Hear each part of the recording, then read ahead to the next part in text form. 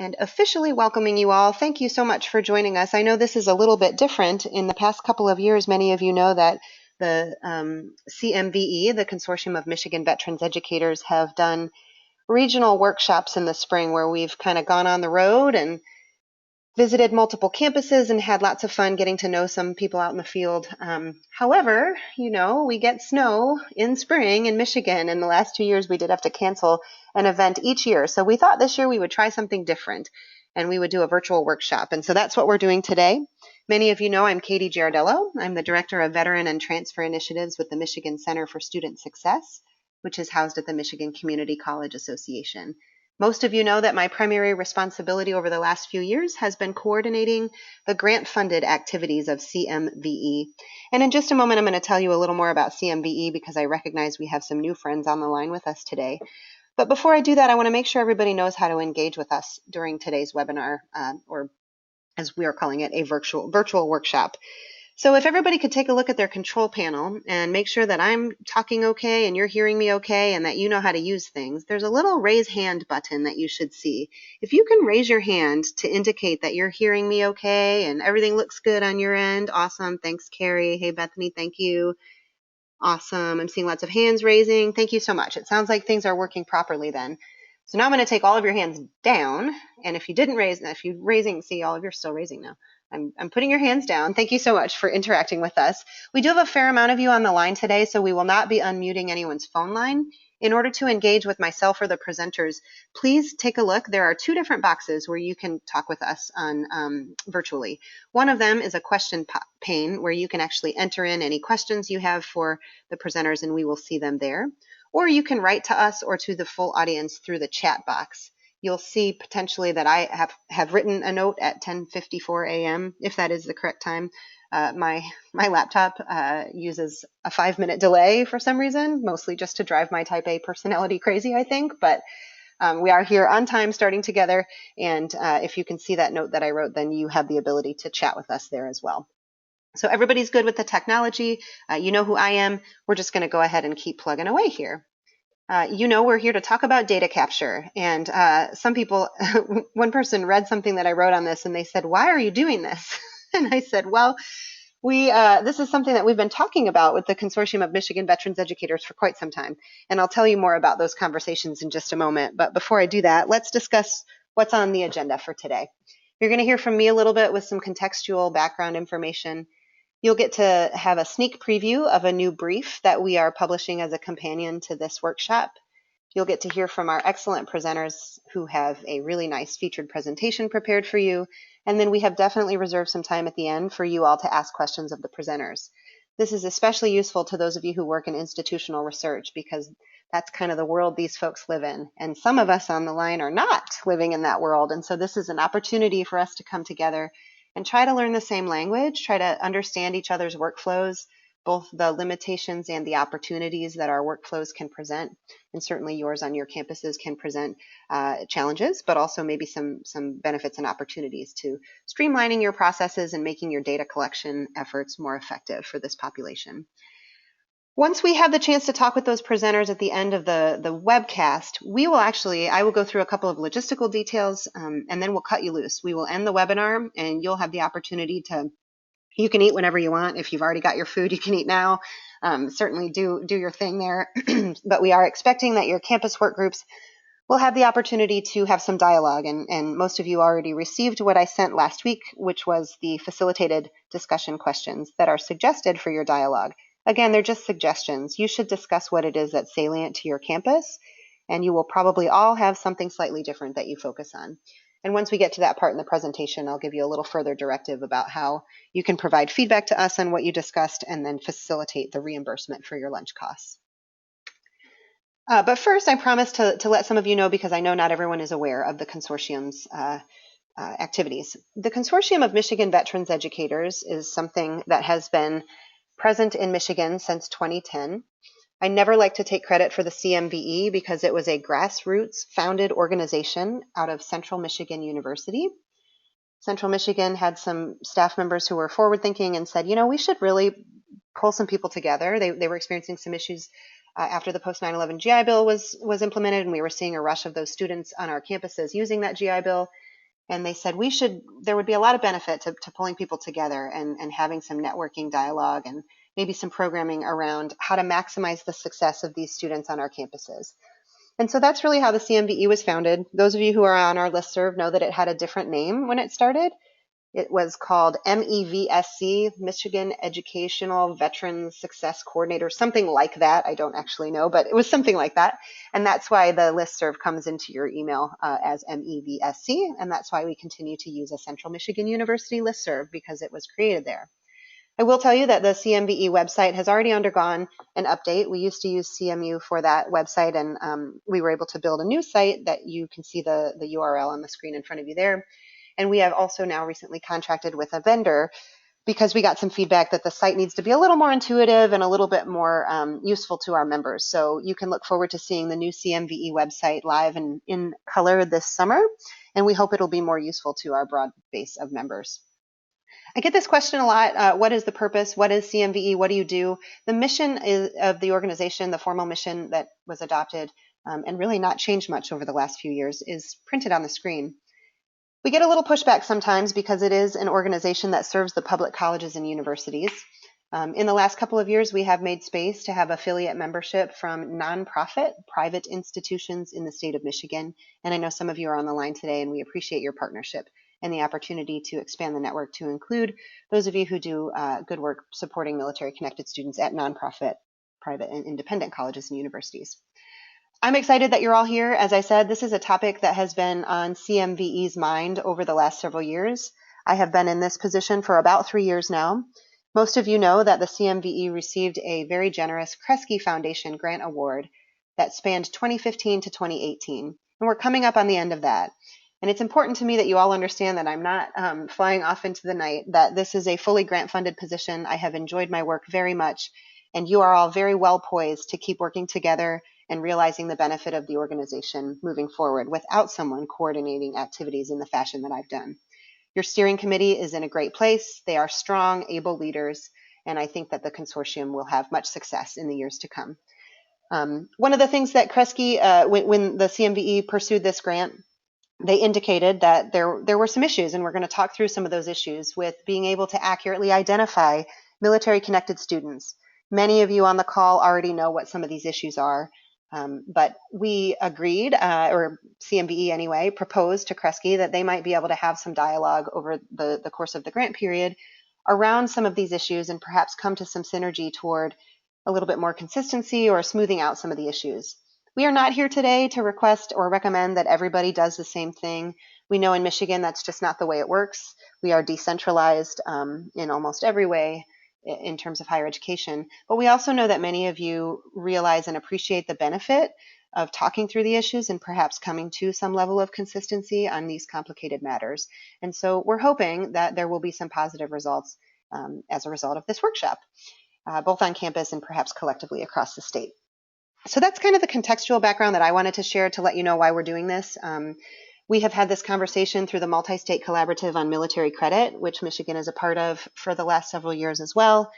We have certainly been keen on the new research that has come out of the Student Veterans of America shop that has married some different data sources to develop some nice mechanisms for tracking student success. In that case, it's specifically for veterans, not for dependents in that case, but we have been interested in all of that, and we are also interested in getting through some of these issues on campus. Some of you will know in a moment we're going to talk a little bit more about kind of the Michigan context about what you're required to do from an appropriations standpoint. But we hope that this will be a fruitful conversation between and among your different departments that have come together today. With that, I'm going to ask my colleague, Dr. Erica Oriens, who is the Executive Director of the Michigan Center for Student Success, to provide some framing and background.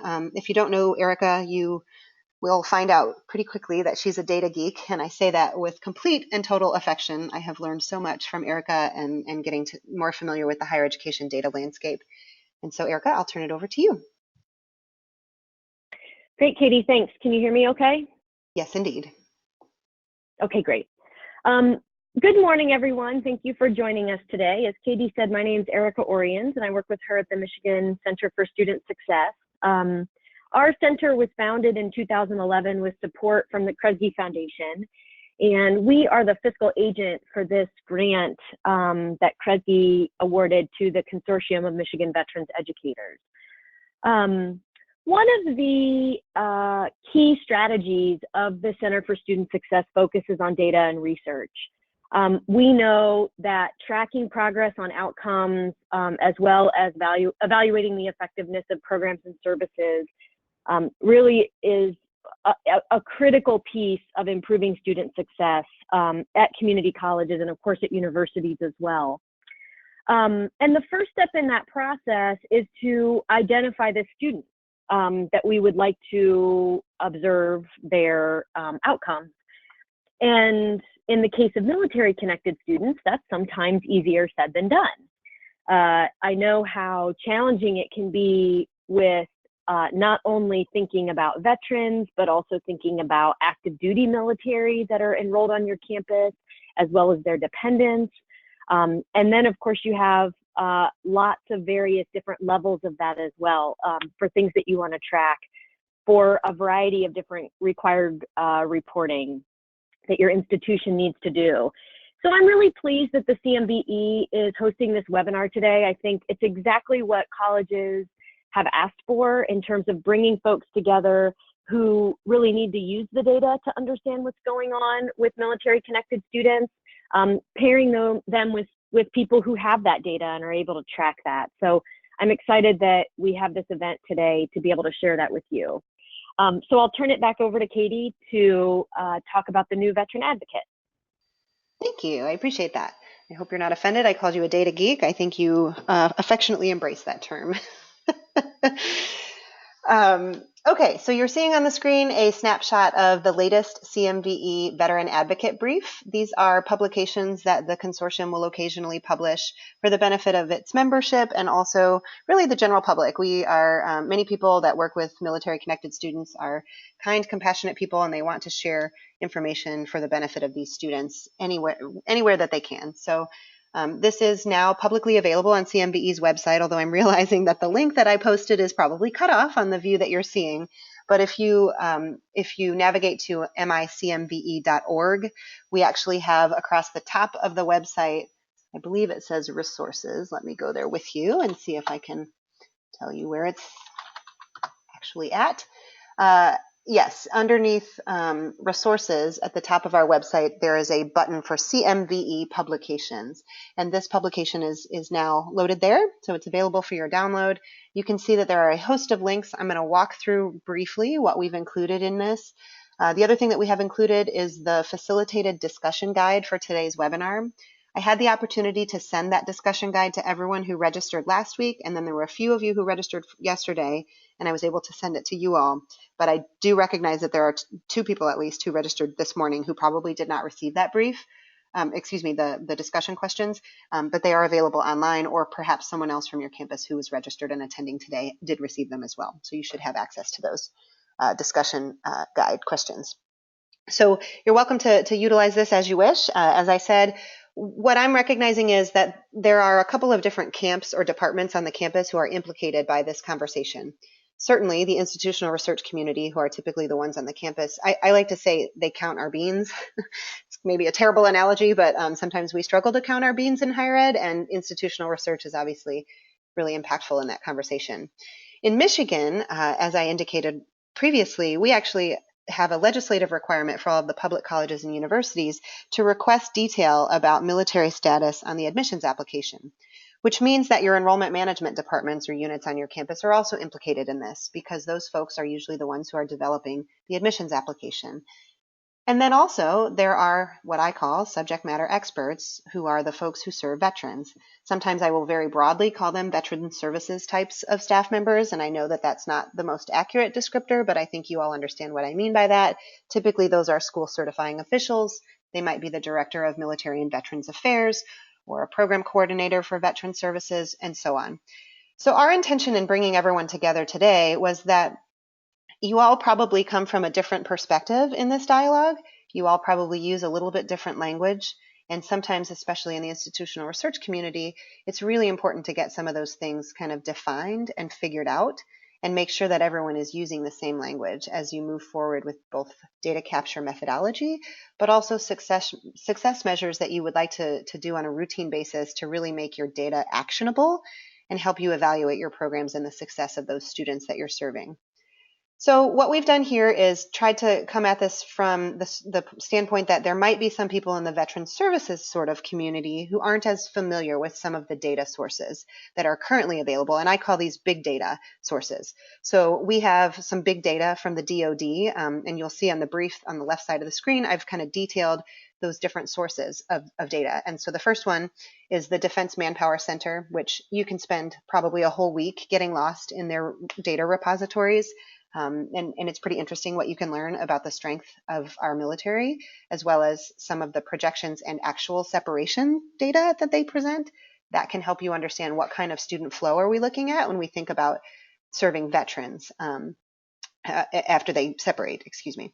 And then we go into that next repository, which is the VA. Now, VA, this will not be a surprise to those of you who work often with VA, but VA has lots and lots of different data repositories. Some of them are duplicative, some of them are slightly different.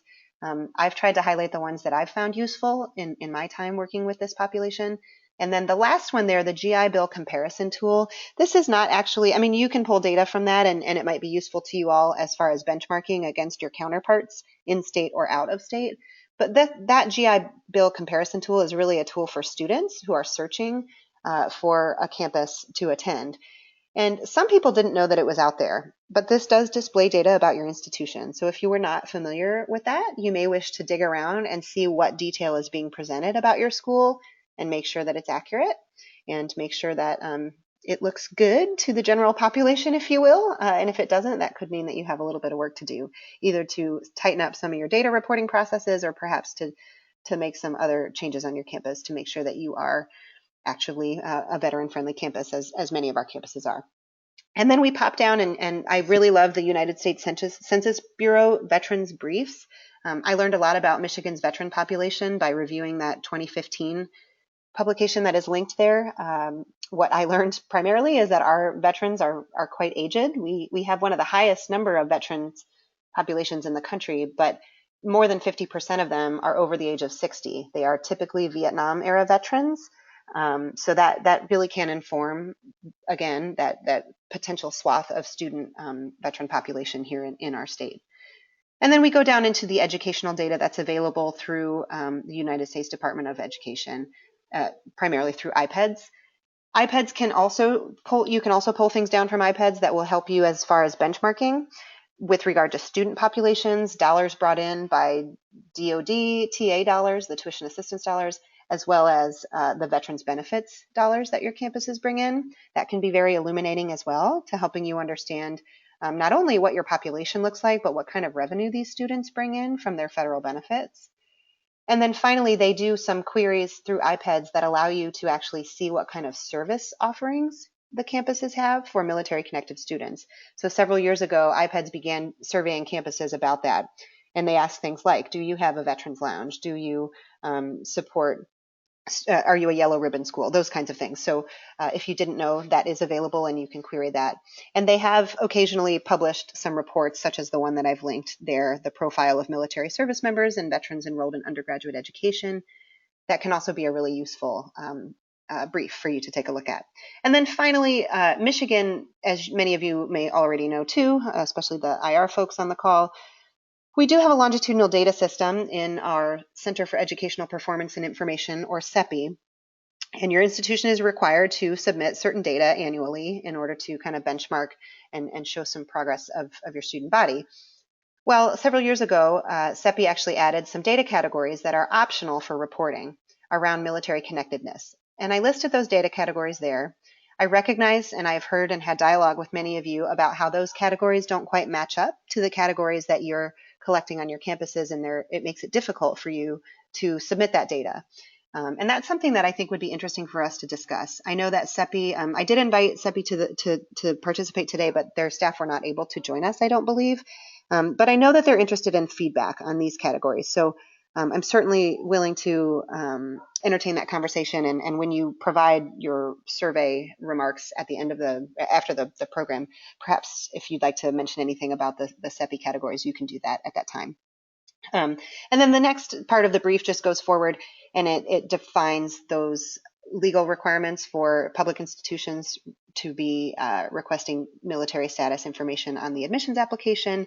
And then finally, it references, in retrospect, which is funny because it hasn't happened yet, but it references the program today and gives a nod to the really good work done out of the Veteran and Military Affiliated Research Center, whose staff members we are delighted to have presenting with us today.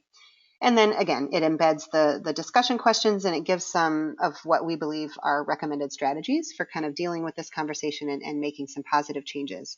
The thing I'll say to you here, and it does say this in some of the texts that we wrote up, sometimes you can go down the rabbit hole in this conversation and you begin to feel a little bit despondent, like, well, we can't fix the big issues. We can't fix what VA is doing wrong or what CEPI is perhaps not doing the way that you would like. So there's no use in trying. And I will push you on that and ask that you keep your conversations today focused on your local institutional landscape. If we can clean up our local practices, perhaps then we can move forward towards a better kind of big strategy for dealing with some of these issues. So I have already talked too long, which most of you who know me know is not uncommon. I apologize for that. We are going to go ahead and move forward. Erica, before I do that, is there anything further that you would like to share on any of the Michigan context? Silence is golden, so we will assume there is not. Sorry, Katie. No, I think okay. that was a nice overview. I was so rude. muting and unmuting in multiple places. It's so no, I think that's a great overview. There's certainly opportunities to get very rich data out there that I think is helpful to give that institutional data that we're going to talk about today some context to see, how you compare with other institutions and particularly the veteran population in Michigan. I think that's great. Awesome. Thank you so much. Okay, and here we go. We are going to click forward, and now this is what you've all been waiting for. I have done webinars before where I do the big movie lights and the featured presentation. I have really enjoyed working with Dr. Daly and Dr. Fox-Garrity in preparing for today's session. I think the work that they did, the chapter that they wrote for the NDIR issue was really good. And in fact, when we've been planning this webinar, I feel like for months. And for quite a while, we were like, well, what are we going to do? Like, what are we going to tell people? It's really messy. We don't know what to say. And then I reviewed that NDIR issue again, and I said, oh, this is perfect. We need to hear from these people. They have a message to share that a lot of people need to hear. So with no further ado, I am going to go ahead and turn it over and let them introduce themselves a little more fully. We are going to change over the presenter rights. So I'm going to go ahead and toss it over to them in New York, and they're going to get that situated. And I can make my joke about DUville College. I have 2 young children, so it reminds me of Dr. Seuss in the Whoville environment. And I don't mean to be trivial, but they agreed. It does sound like that a little bit. And now they're all set up to go ahead and deliver the presentation. And please feel free to give further introduction of yourselves at this time as well. And thanks so much for being with us. Thank you. Welcome. First, we're excited to hear that there's other data geeks out there, because we're self-proclaimed data geeks as well. So even though you're not in the room physically with us, we do feel the love there. I do want to briefly just talk about DUville College, just a quick synopsis. It's named after Marguerite DUville, so she was a sister of the Grey Nuns, did a lot of charity work, a lot of work in Canada, and it's a French-Canadian name, and it has a Catholic heritage. It's not a Catholic school now, but it does have a Catholic heritage. So that's where the name of the school comes from. We're a small private school. Now we're situated well for to do work with veterans. We're diagonal from the Buffalo Armory, and we are 2 blocks from what I'm old school, so I call it a reserve center, but it's called a Navy Operational Support Component now, a NOSC. So we got some veterans kind of around the campus as well. Just to give you an idea of where we are, we're right at the base of the Peace Bridge, which goes from Buffalo to Canada, and we can see Canada outside our window, and we're right near Lake Erie. So just a quick synopsis of the school itself.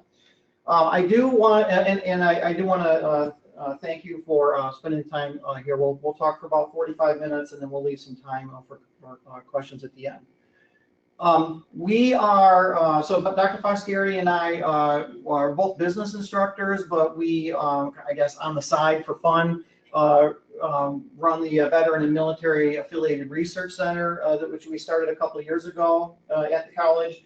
And part of our mission is to promote, encourage, and support scholarly activities. So this webinar is perfect for us. It fits right into the mission of what we're trying to accomplish here. So thank you again for spending the next 45 minutes to an hour with us to talk about a topic that we're passionate about.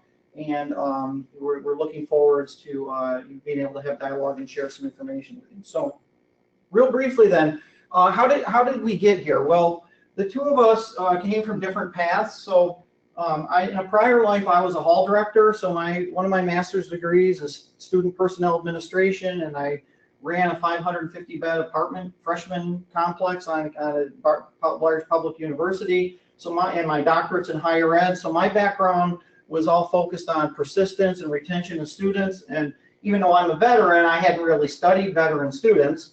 And then I also had been a registrar, worked very closely with the IR office. So that was my background.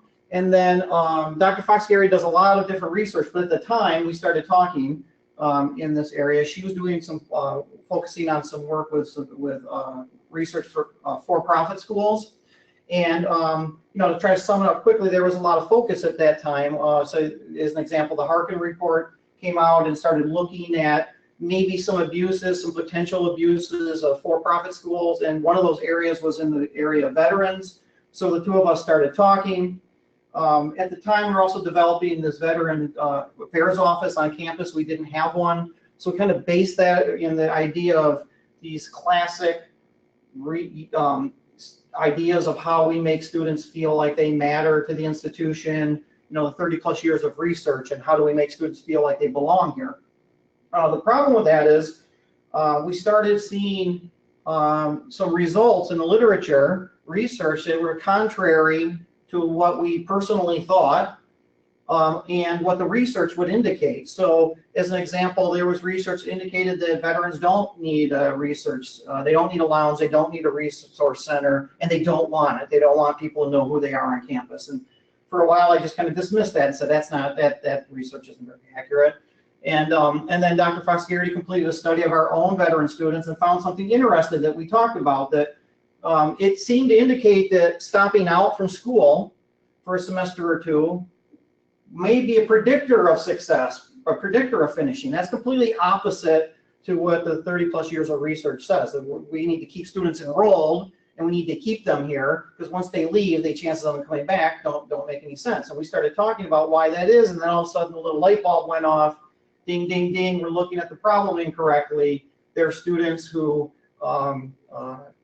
first, that don't want a veteran center on campus because they didn't enjoy their military experience, or they want to forget it, or they just don't want people to know they're a veteran. So that would identify that maybe that research was valid. And then why would stopping out indicate success? Well, if I'm a reservist and I'm recalled to active duty, I don't look at that time as I didn't choose to leave. I looked at it as maybe a wasted year. And when I come back, I haven't changed my mindset. I was planning on graduating the whole time. I just interrupted. I got interrupted involuntarily there.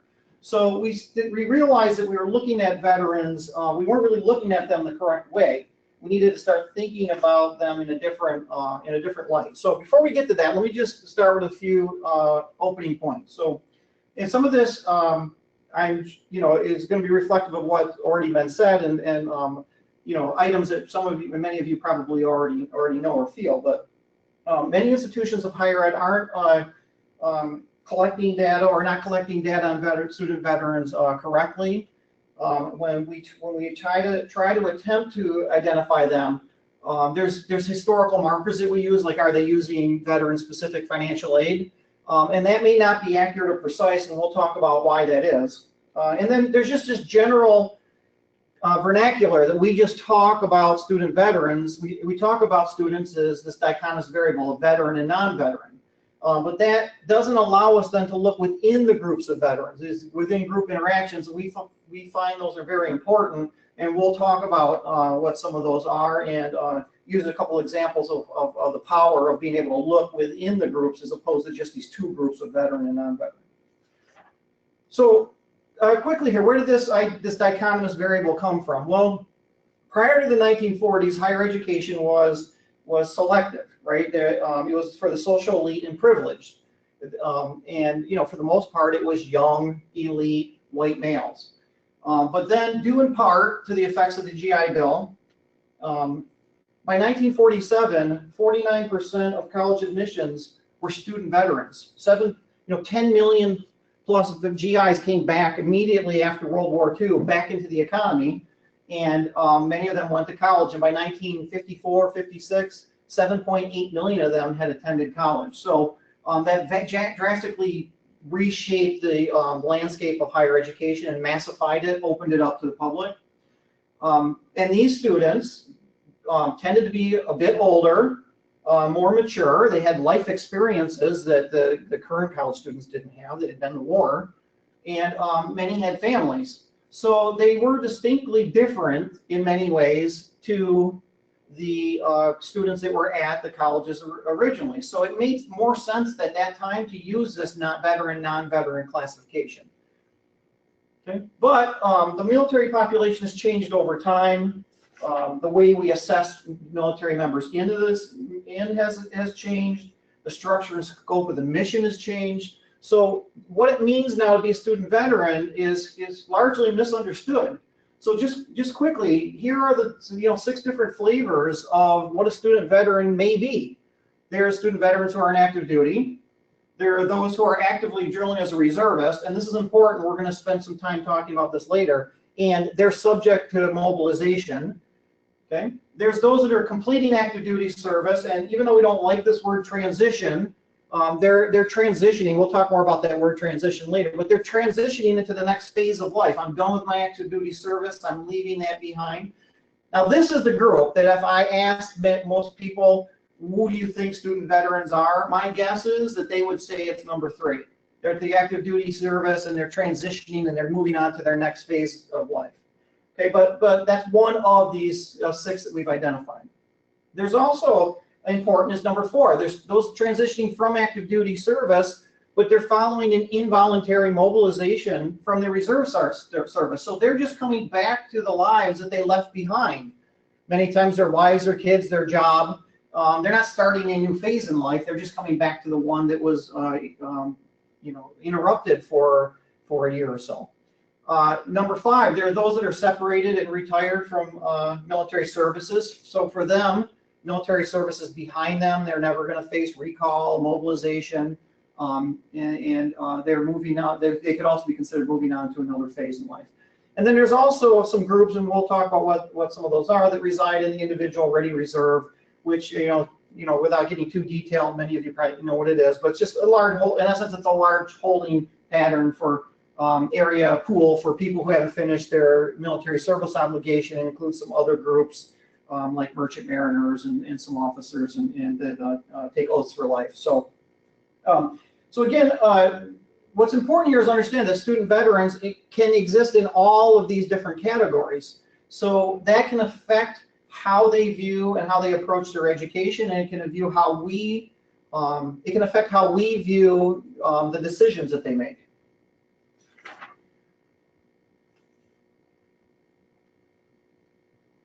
Oh, my clicker's not working. Okay, so there we go. All right, it's working now. Okay, so in addition to that, we also have different flavors of veterans aid, and we'll get more detail into this later, but we have dependents, we have spouses. We also have a third category called survivors, as defined by the Frye Scholarship. And then this is a fairly new aspect that we discovered in our research that actually we had to go back and forth on a couple times with our editors because they didn't believe us.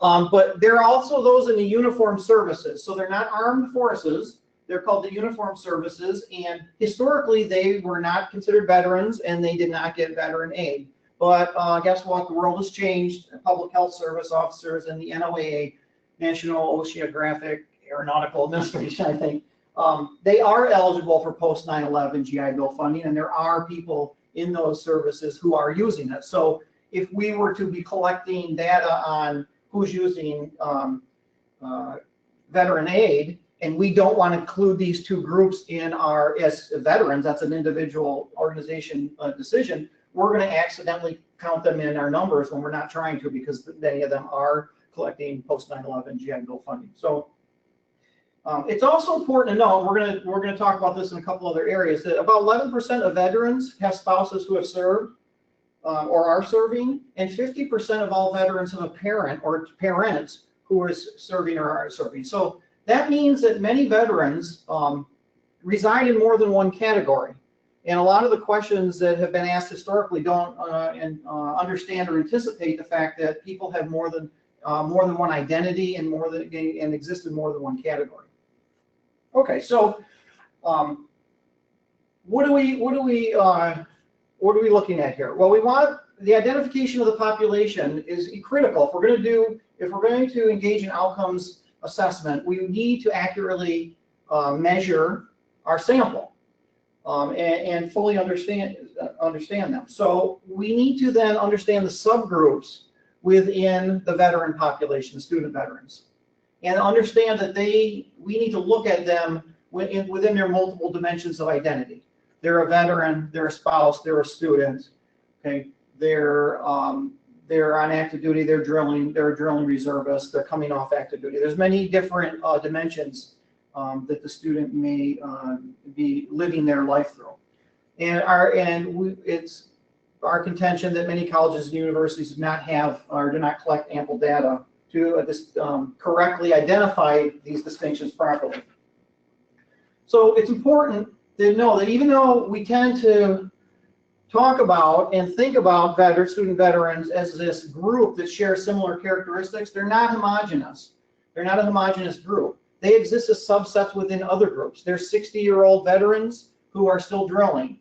There are 18, when I went to college, I was an 18-year-old first-term full-time freshman going to a large public institution, and I had already had a year and a half of military service because of a program that allowed me to join and go to boot camp when I was a junior in high school.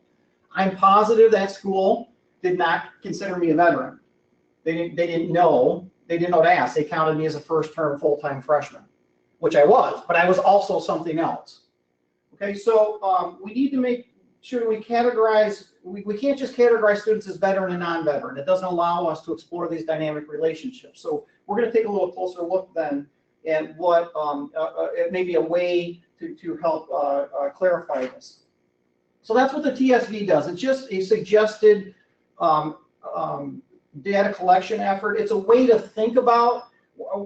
I don't think we anticipate that the entire taxonomy at every school is going to get implemented. Of course, there's challenges of getting data collected and implemented, but at bare minimum, what we'd like to do is have you start thinking in this manner, start thinking that that we need to consider student veterans in a different way than we have in the past. So now in the publication itself, we have the data code book. We have a lot more detail on the TSV, but we will go through some of the some of the finer elements of it here as an overview. I'm sorry, we'll go over the overview, and then the finer elements would be in the publication.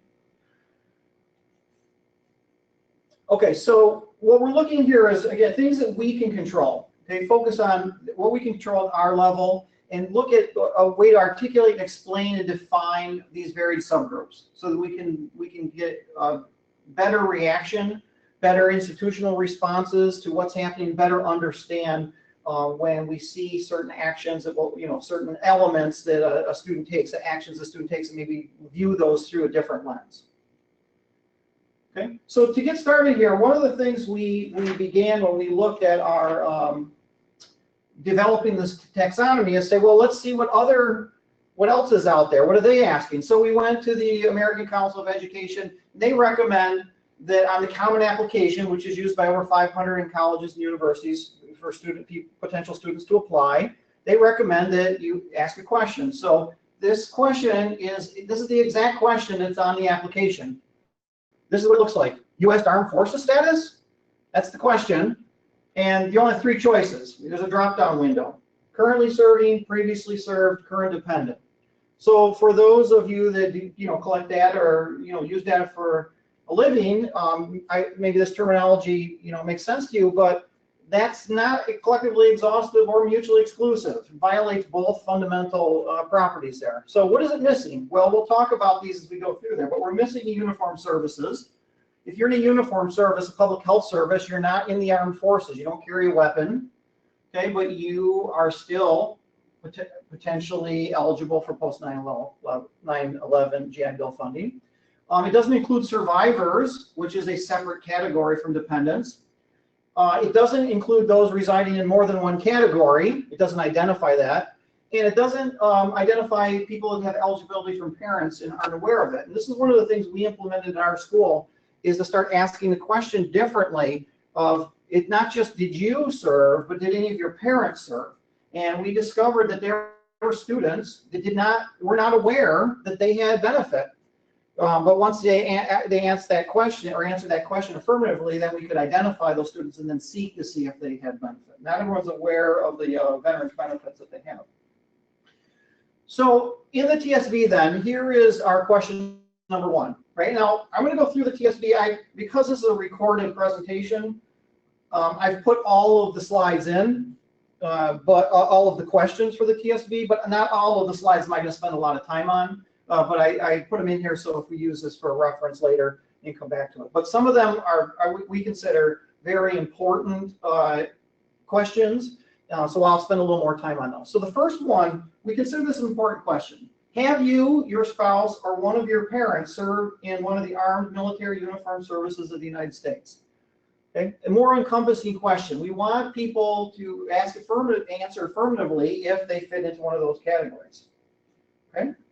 And then again, we'll provide skip codes. The actual publication provides the actual code book and skip codes for this.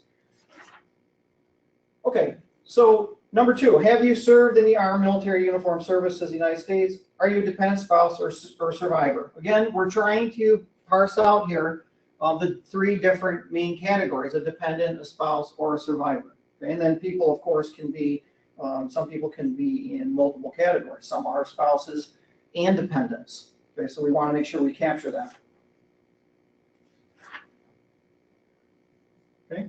Question number 3, and then we're teasing it down here again: spouse, child, survivor, or other. Okay, question 4.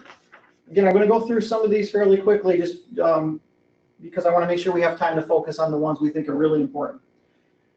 Do you plan on using your benefits? Here's the thing: some people our veterans or our spouses have already used their benefits before they get to you. Some don't plan on using it. Some don't want to use it. Some have multiple options, and they have to pick which one. And they have irrevocable decisions. They choose one, and they can't choose another. So it's important to understand the intention of the student as they enter the organization.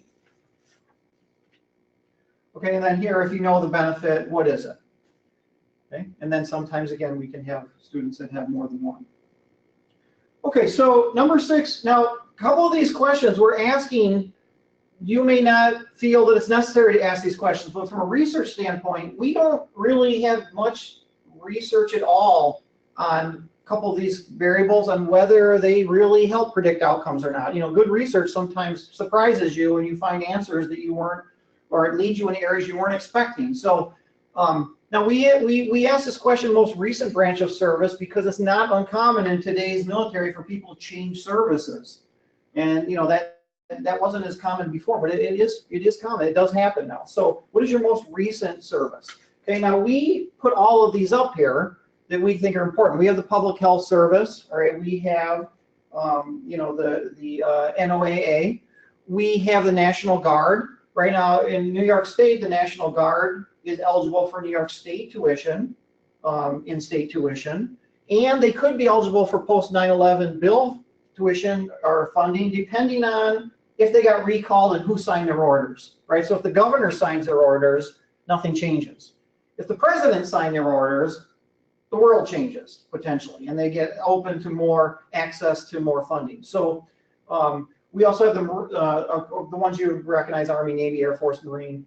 We also have the Merchant Marine here because the Merchant Marine is a unique animal. Some merchant mariners want to and actually do drill in the Navy Reserve and can be recalled to active duty, but many of them spend their entire lives in the IRR, and they can retire from the IRR, and they're just in essence, you know, they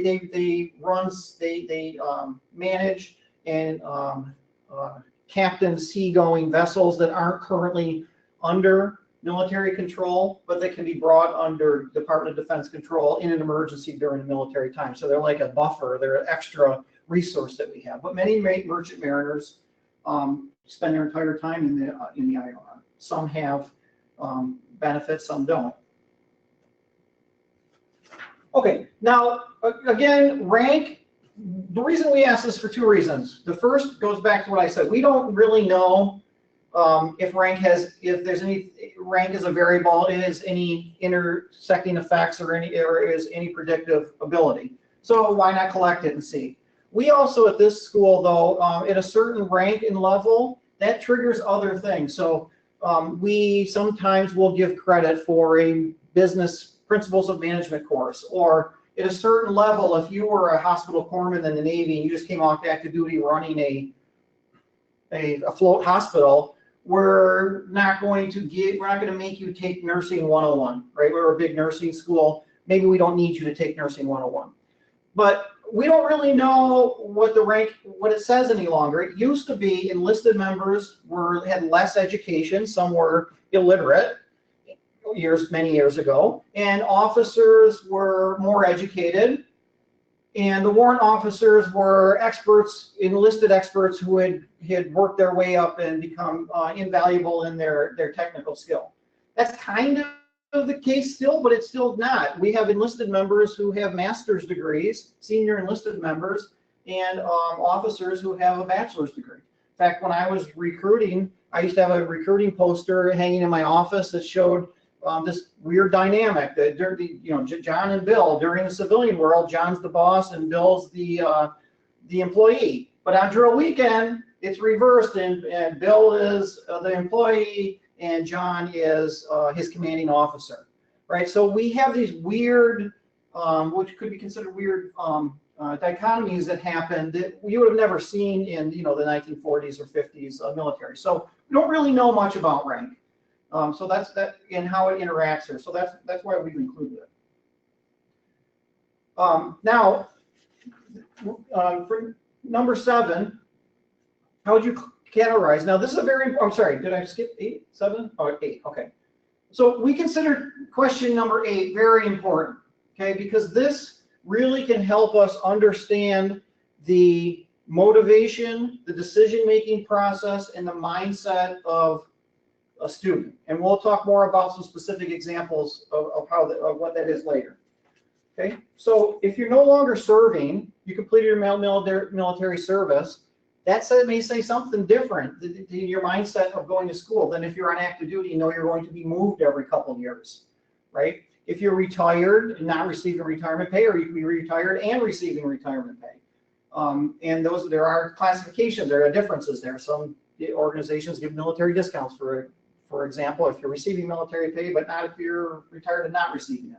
You could be a drilling reservist. You could be a reservist who's recalled to active duty. Okay, you can be, again, non-drilling reservist, merchant mariner, or you can be in some unpaid status, such as medical residency programs, ROTCs, and other programs like that, right? So depending on where you fit in this category, when you take an action like stopping out from school, depending on what category you're in, that tells us more about you than just, oh, you're a veteran or you were a student who stopped out. And again, we'll use an example of this later. We also ask if you've transitioned within the last 180 days. Mainly, this is to help understand that veterans who transition, face unique challenges as they come off active duty, particularly within the first 6 months. They've got rehabilitation appointments, things that are happening outside of the school. Their studies like disputes with their disability status and and how they're going to be classified, and just understand physical setbacks, and just understanding how to transition back into civilian world. So that's why we asked that question. And then we also want to know, are you reservist transitioning from recall to active duty, or an active duty member? These are two different distinct categories. An active duty member that's coming off active duty is moving on to a next phase of life. A reservist coming off a recall, as I mentioned before, is coming back to a life left behind. Okay, so the person in the reservist coming back may feel that they've just lost a year of their life and they want to make it up, and they want to take super credit loads, or they want to get started early, or they're very eager and motivated to finish their degree. Where an active duty member coming off active duty may have no idea what degree what he wants, or how to study, needs new study skills, or needs different, or is still feeling the effects of having friends and relatives still in combat. Okay, so they're completely different groups of student veterans. Okay, and then we ask if there's a combat zone. Many of the schools have separate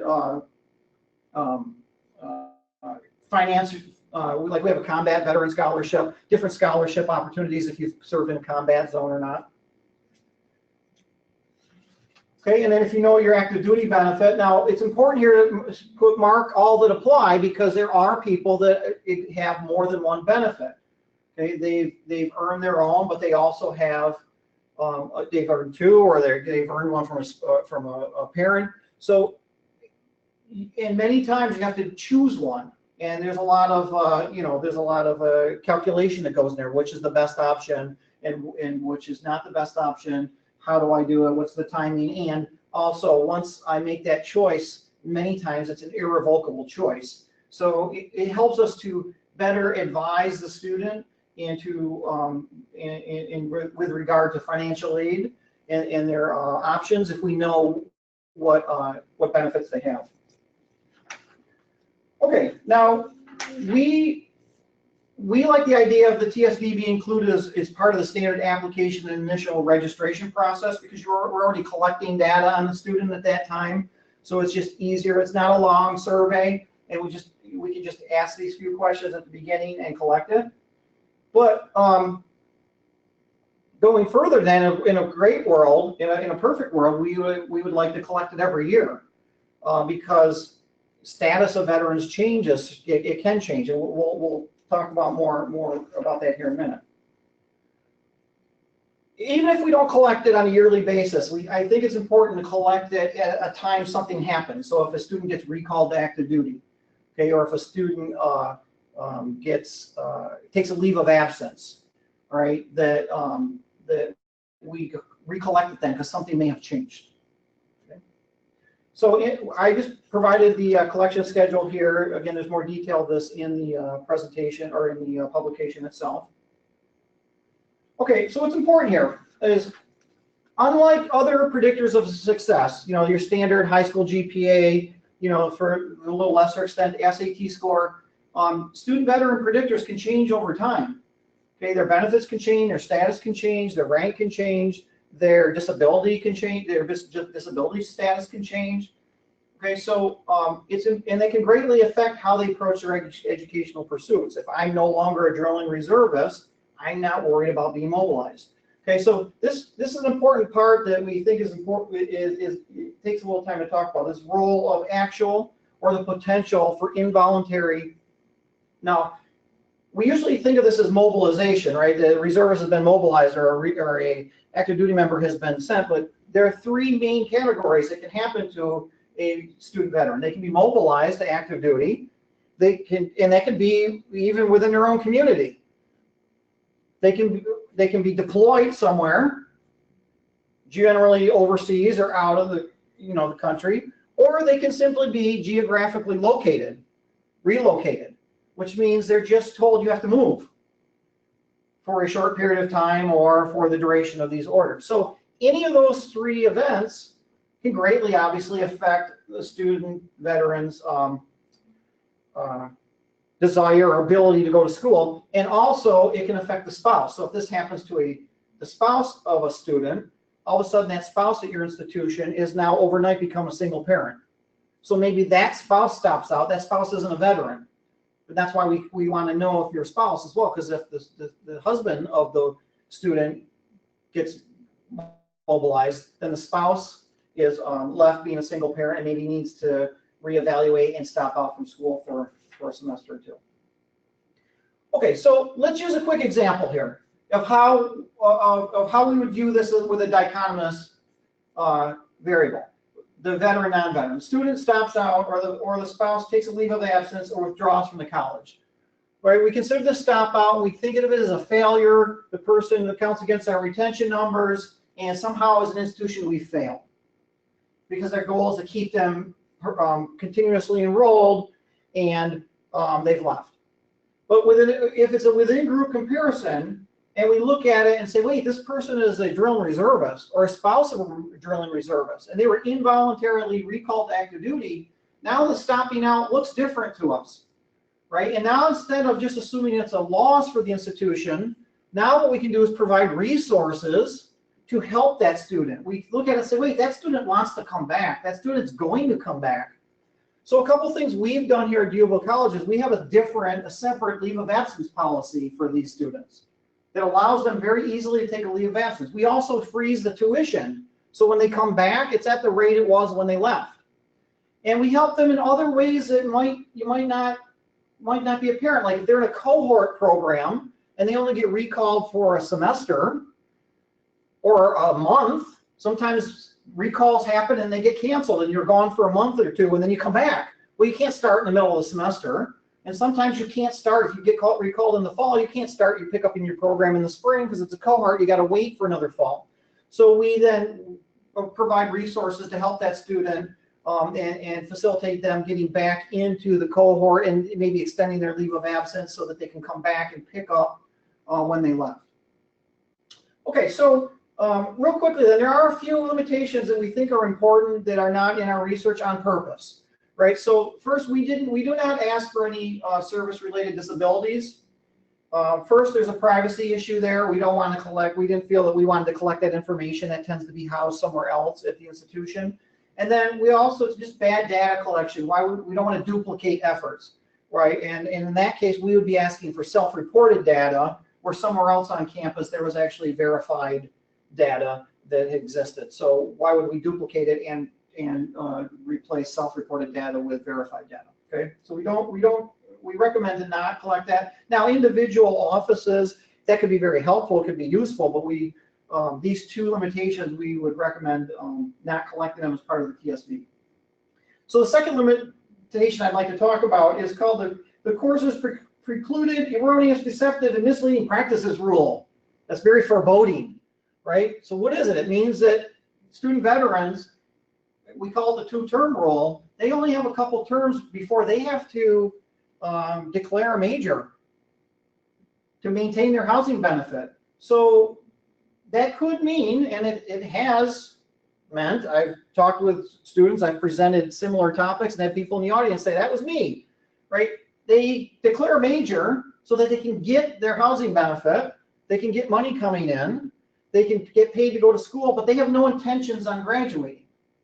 That's not their, but they have to say that's their intention of graduating. So that could be a wealth of possible research area there, but we don't feel that we should collect that as part of the institutional data collection process just because it's misleading, and students who do that, we really shouldn't probably be, if we're advising them to do that, we shouldn't be doing that. So that's a limitation that we consider from the TSV on purpose. We didn't ask these two areas for a reason.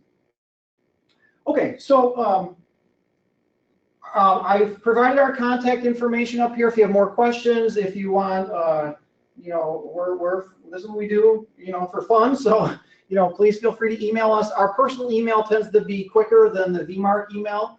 The full reference to our publication is here.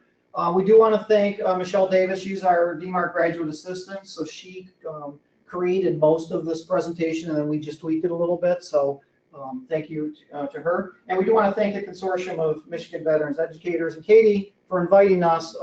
It's been a pleasure, and we will stop there, I think, right? Almost. Awesome. Oh, Thank you. there's our references. Because we're good researchers and we work in academia, so we got to provide our references. Perfect. And I am a new graduate student, so I appreciate that you gave a nod to your grad student as well, because I'll be performing a research assistant role as I move into grad school, and I imagine I'll be doing similar kinds of things for the faculty that I work with. Okay, I'm going to take back the screen, and we are taking a look here at the chat and the questions box to see if you folks have any questions for our presenters. Sometimes you just start talking so that you give people time to chat things up. I will tell you that I've already gotten a text message and 2 emails saying how wonderful this presentation was. So I love that instant feedback. And we are so grateful for you all for doing this work and being willing to present it to us. I think you're about to get a whole lot of visibility to this work if you haven't already, because I think that this is what a lot of people have been waiting for and what a lot of people feel maybe they've needed to move this forward, this conversation forward in a direct and meaningful way on their campuses. So I will thank you again, and your grad student too. She did a nice job on the PowerPoint slides. And I'm talking long enough to see if anyone has questions for the presenters. It was very kind of you to include your personal information. When I send out the slide deck, you all can take a look at that. It looks like we do have a question coming in. This is about the Common App. Since the Common App probably not add questions with multiple data points, are there 4 or so categories? I got you, Phil. So he's saying that the Common App will probably not accommodate adding 12 questions with those multiple data points as you described. Do you have maybe a suggestion for 4 or so categories that you think would be most important on an application, whether it's the Common App or the supplemental that some schools use or their own admissions app? That's probably hard for you to pick your 4 favorite. Well, I can tell you what I think is, for me personally, what I think is the most important is question 8, because for me, from looking at retention and trying to understand the student, I need to understand the motivation and the mindset, and I assume that the student is acting rationally. And that can be a bad assumption because sometimes there's no rationality involved. It's an involuntary choice, and I think it's really important that we know that. So off the top of my head, question 8 is very important to me. I think understanding that I've presented this topic a couple times in kind of different flavors of it, and both times I've had people in the audience, both times it was at CCME, and both times I've had people in the audience say, holy cow, I didn't realize that's my issue. I reside in more than one category. I should have recognized that of my own students, like they're more than one category. I'm a vet, and I'm a spouse, and I'm a dependent. So I think that's important to tease that out. Mm-hmm. Yep. I'm sorry, Dr. Fossier, did you have say that's question 2. That's question 2. Yep, sorry. Yeah, I was trying to look up the TSV to see if we could give descriptive. Since I took the slides away, we can't show it. You said it was question 2? Question 2, yep. And so I think question 1 is, so if you ask me, question 1 is very important in the way it's worded, because we want to make sure that we include everybody who is not in the armed forces. That's our personal view. If they're going to collect post 9/11 GI Bill or potentially collect it, we want to know who they are. And armed forces is a subset of uniform services. So we want to collect that. So I think question 1 is important. Question 2 is important. Question 8 is important. And I don't know, what would you say in terms of, we got to pick 4? That's what I said. It's like picking your favorite kid, right? You can put this and edit it down to so many words to get it in the publication. Get it down to 4 questions. Just for those who are not looking at the TSV like I am right now, question 1 is the very basic. Have you, your spouse, or one of your parents served in one of the armed military uniform services? Question 2 then drills down a little further. Have you served in the armed military uniform services, or are you a dependent spouse or survivor of someone who served? Mark all that apply. And then it goes through. Go ahead. Yes. The final one I would choose depends on who you are at the institution. So our Veterans Service Office, I think question 9 is very important because I see them do a lot of work with veterans, and it depends on whether they've just recently come off active duty or not. Yep. So we've actually helped facilitate people coming off active duty, like their orders were going to end 3 weeks after the semester started, so they couldn't come. So then we've actually contacted the commanding officer and got them released a few weeks early. Mm-hmm. So those are things we would never know. Also, people that are coming off active duty in those first 180 days, sometimes they have housing issues, they have pay problems. We've had a lot of them not getting paid for months as they transition. They have issues where they're moving them and their families to a new location. So I think for a student or for a veteran service office, question 9 is important. Sure. Again, those of you who maybe aren't looking at the code book, question 8 is where they have assigned the numeric values for people to characterize their current status, and it goes down through a list of 9 categories where they can ascertain their current status. And then question number 9 is the one that he already indicated is the 180 days post-transition. And I agree with you. I can see how that would be really helpful for the folks on the campuses who are tasked with really serving the veterans directly. It could give them some good information. Thank you. We do have another question, and Phil says thank you to the person who asked the question. Another person from a large institution is asking a questions about using the taxonomy for large student populations. So they're at one of our larger universities. And she wants to know, how would large populations be defined? Do you think that is specific to the general student population or the military connected population when you're saying large? And whether or not you have a general rule to follow when thinking about that large population. So I'll take that one. I believe that probably is coming from the data collection schedule slide, where we talk about if you have a large active duty population. And we really see that as the related to the level of commitment of the organization. So if you have a small veteran population, but you have a particular commitment or mission-driven reason why you would like to collect data, perhaps on an annual basis, on that population, we think that would be ideal. But we recognize that in smaller campuses or smaller veteran populations. So I really see it keyed to the size of the veteran population, but I don't have a particular number of veterans in mind. I really see it as a commitment of the organization and decisions that are made as to the value of gathering the information. Did that handle it?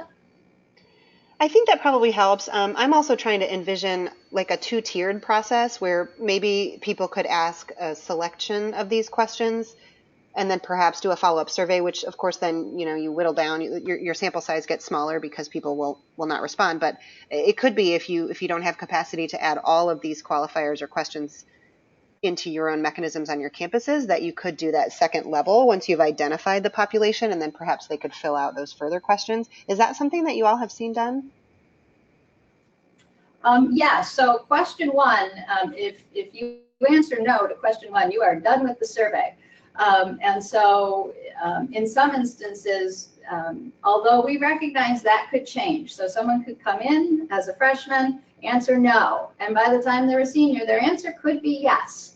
So our recommendation is you ask every student question number 1, at least annually, because this goes back to that idea that these indicators are not static. These aren't like the SAT score or the high school GPA. These will change throughout a student's years on your campus. So, we feel as though that's a very quick, yes, no answer. And for most of us, the majority of our population will answer no, and it'll be done.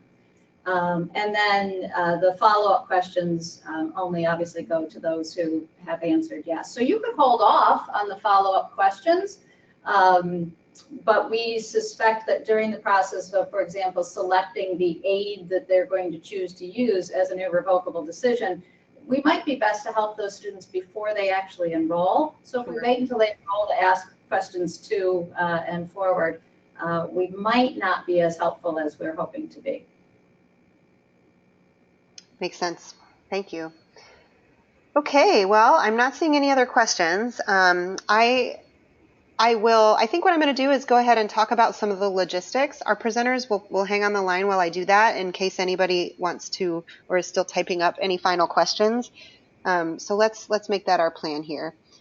I will step forward and remind you all that you should have received this facilitated discussion question guide. Again, you don't have time probably today to cover all of these questions, but you probably found something in this list of questioning that resonated with your campus or some of the issues that you might be dealing with. So I would suggest that you kind of take it for what it is, which is a suggested topic of conversation. Many of you know that one of my favorite things to do is bring together campus units that don't always get the chance to talk with one another.